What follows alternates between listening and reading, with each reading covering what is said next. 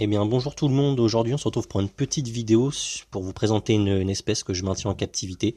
Alors, il s'agit d'un amphibien. C'est une grenouille qu'on appelle Ceratophis cromwelli ou grenouille Pac-Man ou grenouille cornue. Grenouille Pac-Man, pour le fameux jeu Pac-Man, parce qu'elle a une très grosse bouche. Alors moi, en l'occurrence, il s'agit d'un albinos. Sinon, normalement, au naturel, elle est plutôt verte avec des taches marron ou orangées.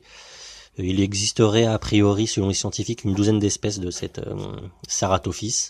Alors la répartition, on la trouve principalement en Amérique du Sud, Bolivie, Argentine, Paraguay, Brésil, à la frontière bolivienne. C'est une espèce donc tropicale, nocturne, terrestre et fouisseuse. Elle est très sédentaire, donc elle se déplace pas beaucoup, elle reste enterrée quasiment toute la journée. Donc c'est une grenouille relativement massive et trapue, hein, jusqu'à 15 centimètres pour les femelles. Le mâle un peu plus petit, 10 centimètres environ. Ça vit entre 4 et 7 ans en milieu naturel. En captivité, on peut aller jusqu'à 10 ans, donc c'est plutôt pas mal. Ils ont des pattes arrière très puissantes et une énorme bouche.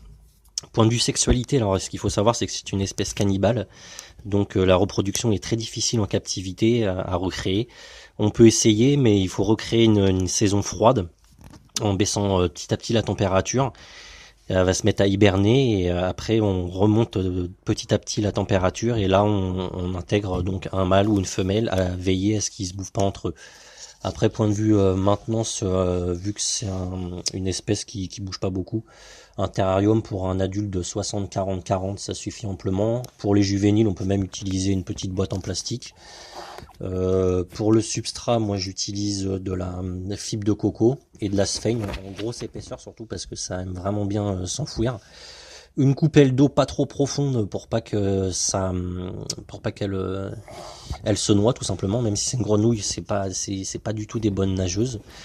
Point de vue température, je conseille moins 25-26 le jour et puis 20-22 la nuit. Pas besoin d'UVB, hein, c'est une espèce qui vit dans le milieu naturel, dans les sous-bois, donc pas d'UV quoi. Hygrométrie importante, hein, tropicale quand même, donc 80% d'hygrométrie par pulvérisation.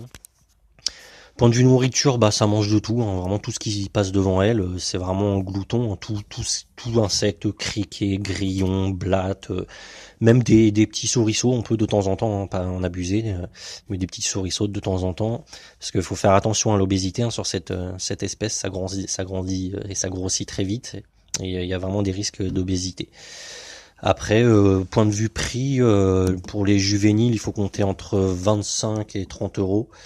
Et puis aux alentours de 50 euros, voire plus pour certains spécimens qui sont un peu plus rares. Voilà, salut!